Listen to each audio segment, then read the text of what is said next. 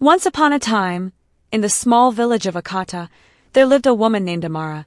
She was known throughout the village for her beauty, charm, and grace. Wherever she went, eyes followed her, and whispers always trailed behind. It wasn't just her beauty that caught attention, though. It was the rumor that swirled around her. Amara has slept with all the men in the village. At first, people dismissed the rumor as mere jealousy. After all, Amara was an independent woman who didn't rely on anyone to survive. She worked hard on her farm, ran a small business selling fruits and vegetables, and helped others when they needed it. Her kindness made her popular among the villagers, and everyone, men and women alike, loved being in her company. But over time, the rumors became too loud to ignore.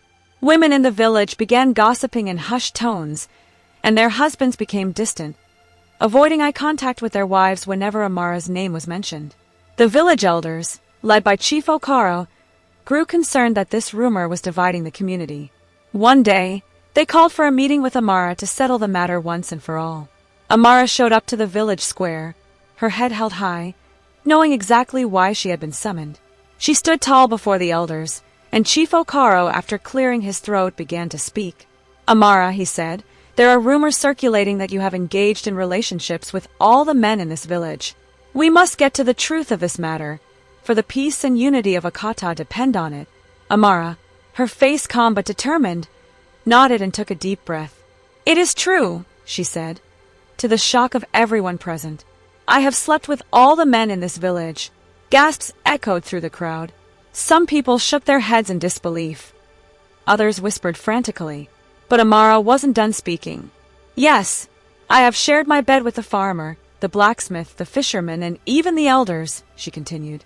"But let me tell you why." The crowd grew silent, waiting for her explanation. "You see, for years, I have watched the men in this village mistreat their wives. I've seen the bruises they hide, the tears they wipe away in secret. I've seen how you, Chief Okaro, have turned a blind eye to the suffering of women in Akata. So I made a decision. I decided to make these men see themselves for who they truly are: weak, selfish, and careless. Subscribe, like, share, and comment. Turn on the notification bell to get notified for a new video uploaded now. Story continue." She pointed to the crowd, where many men stood with their heads lowered in shame. "I did not sleep with them because I wanted to. I slept with them to reveal their true nature, to show them that their strength lies not in domination, but in respect, kindness, and equality." The elders sat in stunned silence as Amara continued. "Every time I was with a man, I would remind him of the love and loyalty he owed to his wife. I told them to cherish their homes, to stop their violence, and to respect the women who bear their children and keep their homes warm. Some of them listened, others didn't, but I didn't do this for myself.